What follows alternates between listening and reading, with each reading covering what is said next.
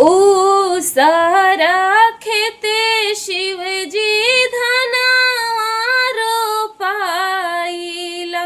उपजेला भंगिया धतूर, उपजेला भंगिया धतूर।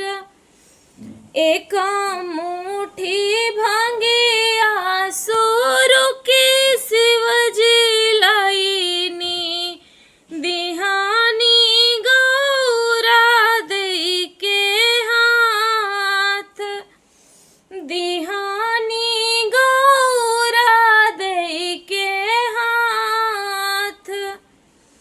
तनिए साए गौरा भंगिया रगरी तू, मोरा माना होला बैराग, मोरा माना होला बैराग। एक हाथे गौरा देई भंगिया रगरली, दूजे हाथे पोछे नैना लोर, दूजे हाथे पोछे नैना लोर। एकहूँ का हल्का शिवजी हमारो जे मनीती, हाथ जोड़ी अरज हमार, हाथ जोड़ी अरज हमार।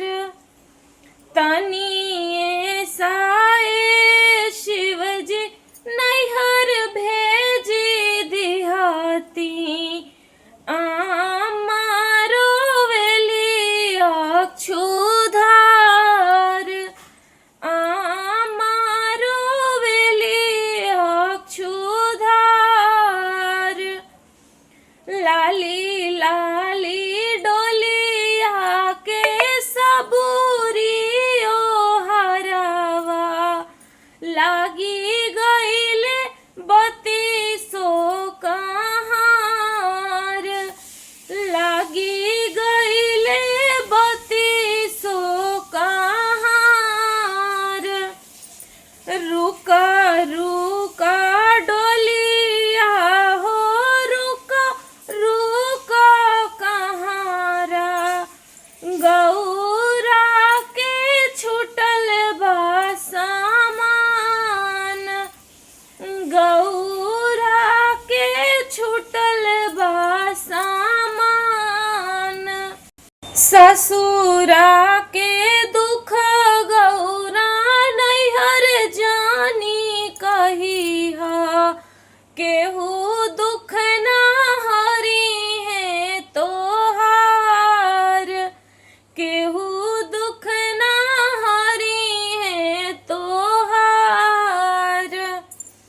आमा से कहबू ता फूटी फूटी रोई है, भाभी से कहलो न जाए, भाभी से कहलो न जाए।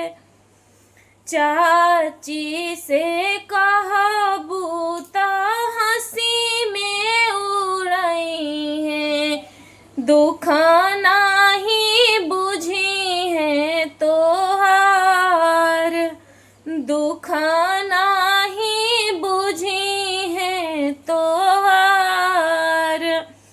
ससुरा के बात गौरा नैहर जानी कहिहा, इज्जत रखिहा हमार, इज्जत रखिहा हमार।